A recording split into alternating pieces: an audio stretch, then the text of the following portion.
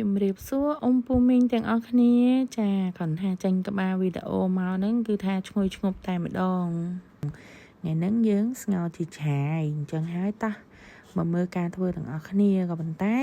ខ្ញុំធ្វើហ្នឹងគឺរបៀបខ្ញុំធ្វើតាមផ្ទះ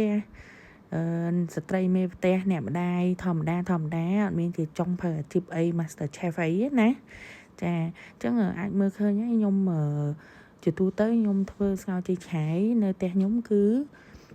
ច្រើនតែ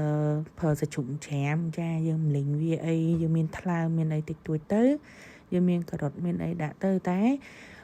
ផ្ទះខ្ញុំគឺចូលចិត្តងាស់ឲ្យអស់អាទឹកព្រៃរបស់សាច់ជ្រូកហ្នឹងហើយទើបយើងចាក់ទឹកចូលចាពេលយើងចាក់ទឹកងាស់ឲ្យមានពពុះឲ្យដួសចេញផងចាព្រោះពេលដែលដួសពពុះនឹងចេញគឺខ្ញុំសង្កេតមើលគឺទឹក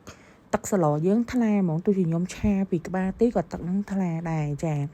បន្ទាប់មកយើងងាស់សាច់ជ្រូកងាស់ឲ្យរៀងឆ្អិនការ៉ុតទីយើងដាក់ផ្សិតចូលចាដាក់ផ្សិតដាក់អីហើយទៅយើងទុកឲ្យវាងាស់មកពុះទៅតិចទៀតទៅចាមានពពុះដួសពពុះចេញផងណាបងប្អូនចាបន្ទាប់មកទៅយើងដាក់ជីឆាយចាជីឆាយហ្នឹងប្រើតាមចំណូលចិត្តប្រើតិចក៏បានប្រើច្រើនក៏បានតែខ្ញុំប្រើតែមួយប្រទេសទេចាហើយយើងមើលទៅដាក់ជីឆាយចូលទៅមើលតែមកពុះសពអស់ហើយយើងដាក់លខ្ទឹមចាមើលទៅតើយើងបង់លខ្ទឹមហើយអីហើយយើងថែមតាហ៊ូទៅផ្ទះគេខ្លះគេប្រើតាហ៊ូទុនតែសម្រាប់ផ្ទះខ្ញុំប្រើតាហ៊ូបំពង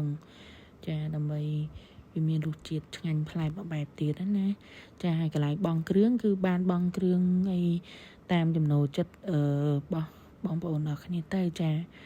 អរគុណច្រើនជំរាប